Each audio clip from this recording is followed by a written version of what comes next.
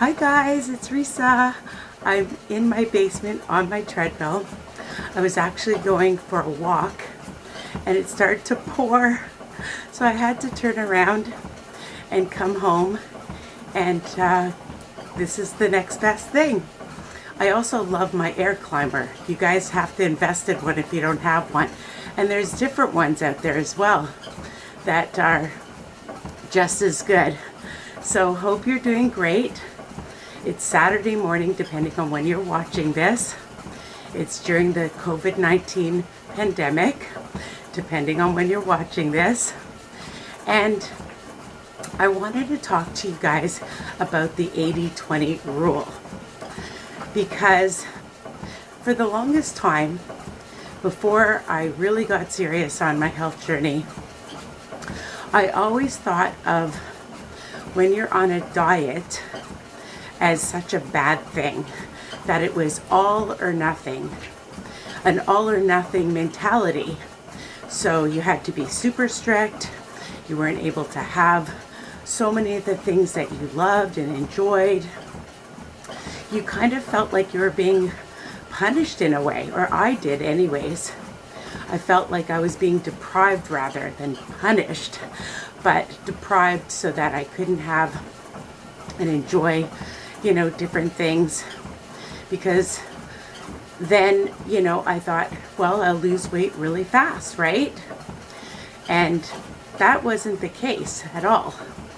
I mean, sometimes people do lose a lot of weight very quickly, and I'm going to tell you that slow and steady wins the race, my friends.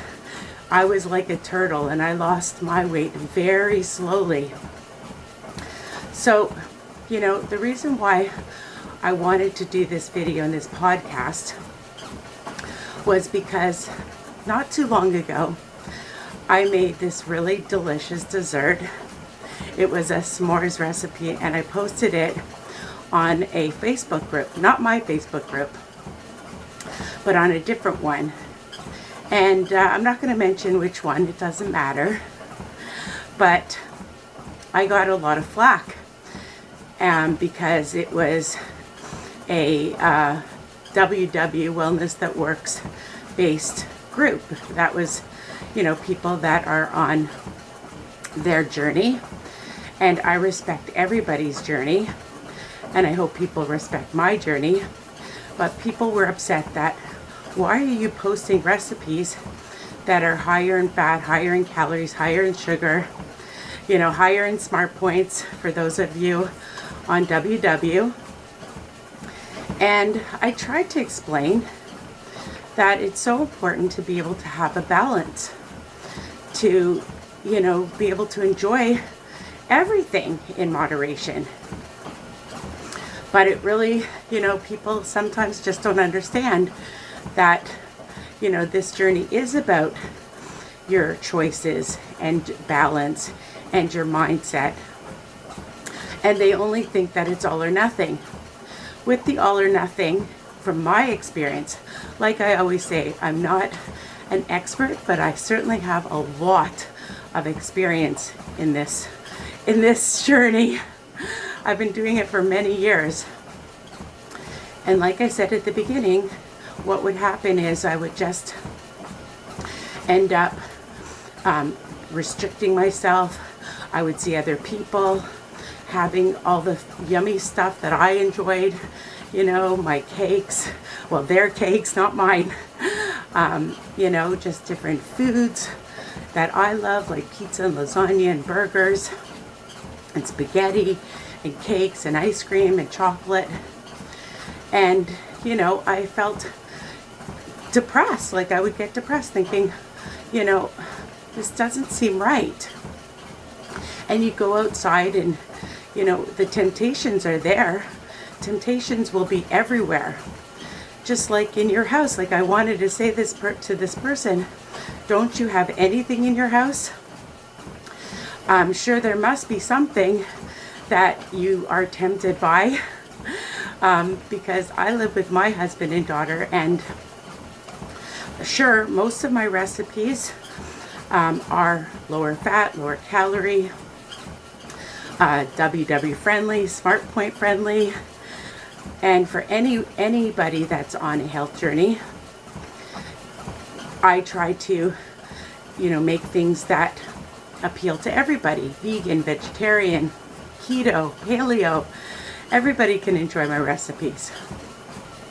So when I said to this person, I tried to say to this person that, in my house, my husband and daughter, they ask me, can you make this? Can you make that? Or of course I bring in ice cream and chips and chocolate for them. But now, over the years and all the experience that I've learned is having an 80-20 mindset, making good choices. I'm not saying just, eat everything in sight. I'm not saying that, my friends. No, no, no. But it's important to be able to still have the things you enjoy. And that's why I developed my YouTube channel and my recipes and my Facebook group, WW Tips and Recipes by Risa, so that I could pay it forward and Risify all the things that I enjoy. That's not to say that I still don't go out and I have fish and chips and I have burgers and I have that lasagna and I bring in chips and chocolate. I'm saying have a balance.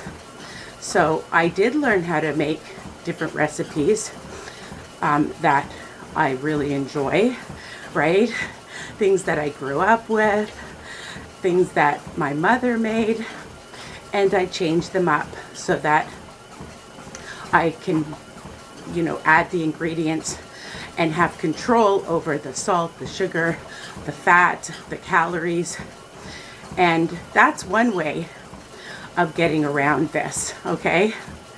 But again, temptations, my friends, they are going to be everywhere. So when you're really ready to be on your journey like I was, then, maybe at the beginning you want to cut out certain things that are triggers. I understand that. You don't have to make things. And when you're reading in Facebook groups or any groups, or when you're outside, you don't have to go into that store, that ice cream store, that Dairy Queen. You don't have to go into Tim Hortons if you don't want to. So it's the same thing. It's all about what's up here and making those good choices for yourself. So what's the 80-20 rule? The 80-20 rule is about 80% where you are focused, you're eating clean, and I always say to people, make sure that you incorporate all the food groups, okay? It's really, really key to incorporate all the food groups.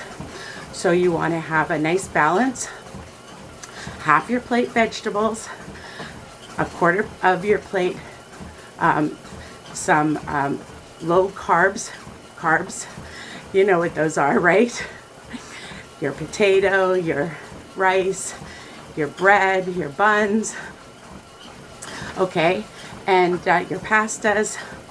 So, then have a good size, probably about 4 to 6 ounces of a good protein and some fruit.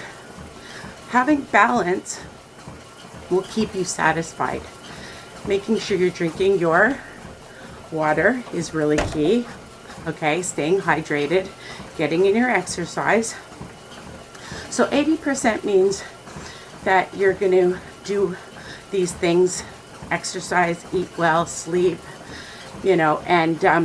and then the 20%, you're going to be able to have your comfort foods.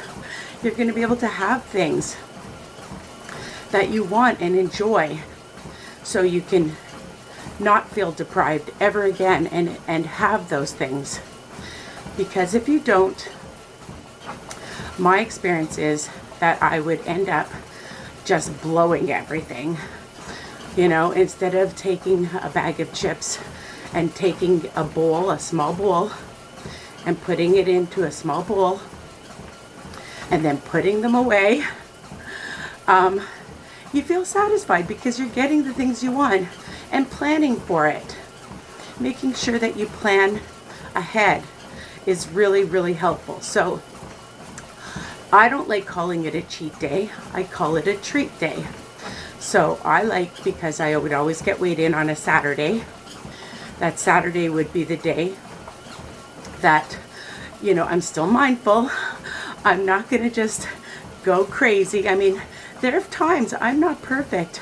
You know, there have been times when I have gone a little crazy because the old mindset and the old habits resurface. They never go away. You have to just sort of sweep them under the rug and say, go away. And remember that you've developed all these other ways to cope by getting in your water, by exercising, you know, and why not reward yourself with something that you really love? And those s'mores were really good. They were really, really delicious. So I'm not saying eat the whole pan. I'm saying plan for having a nice piece, you know, and if you're going to a party and you want to drink some wine, so you get in a little bit more exercise. So what I like to do, and this is what's worked for me, is if I'm going to a party at night, during the day, I will avoid all carbs. I will stick to lean protein because it'll keep me full. Lots of vegetables because that'll keep me full. And some fruit. So, and exercise and drinking water.